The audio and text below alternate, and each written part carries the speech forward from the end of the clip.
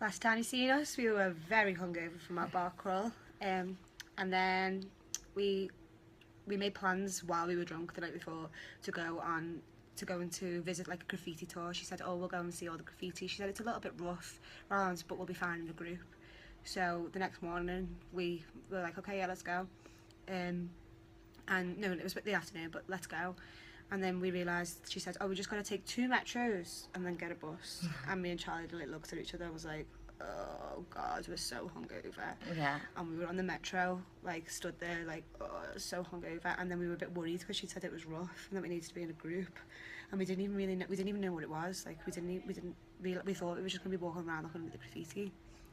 And then we get off the bus and the girl who's taking us is like, is this the right place? Like, I don't know if this is the right place. So she was worried. And it was like a rougher area, like you could tell it was rough. So then we were getting really scared. Yeah. I actually was really scared. But as we walked up, there was like a football pitch. And by the football pitch, we just saw all these white people. So we were like, yay! Like, white people! Or as the Colombians say, gringos. So like, gringos! And we went over to speak to them. And they were Irish and Australian, and we asked them like, where's this graffiti, like famous graffiti? They're like, oh, it's only 2 minutes like up this steep hill. But when you looked at it, it looked like it was just going to be people's houses. But when we actually walked up there, they've got like escalators like in the side of the like barrio, which is like a favela. It's like the slums. Like it was like it's the most notoriously violent slum in the whole of Medellín, and Medellín is a violent place. So but now they've turned it around, they made it a bit touristy, so you can actually like visit the whole slums, look at all the graffiti, you can walk like down people's alleys and to see all their houses. And there's these just massive escalators like just in the middle of I don't know, like a community, isn't it? And there's just loads of people walking around taking pictures.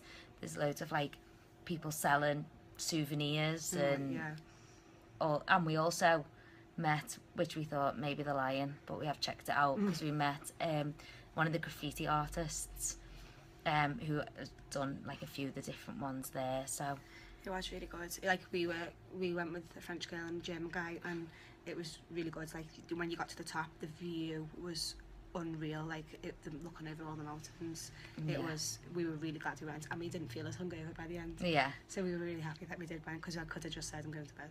Yeah, and then when we came back, rather than, because we just keep eating out and spending all our money, treat yourself. Yeah, we went and bought like some like pasta and fresh veg from the supermarket with the 2 people that we've been to the graffiti with, and we had like a little family meal together. It was so nice. Which was really nice. Just talking, drinking, and then it was really good.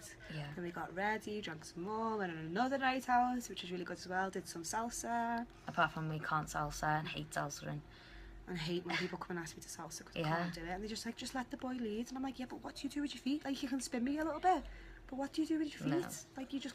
So we just ignore everybody and just dance our own dance. Yeah, we just dance like English. Just look ridiculous, but we don't care. And then we just chilled out, didn't we, the next day? Didn't really do much. It just rained constantly, like horrendous rain. Really loud thunder and really bright lightning. It's a bit scary. Yeah. But then today, so we were supposed to be going to Salento today, but we really wanted to go on a walking tour, and it kept being booked up or wasn't on certain days. So the first day that we could do it was this morning. So rather than go to Salento, we booked another day in Medellín. We went on this walking tour this morning, and it was definitely the best, wasn't it? It was so good. He was such a good tour. Yeah, he's from Medellín, and he's just saying... City Tours, wasn't it? Yeah. Real City Tours. And he was just saying, like, in his lifetime, he's obviously seen the difference. And, like, people were just coming up to us and, you know, saying, like, thank you for visiting the city.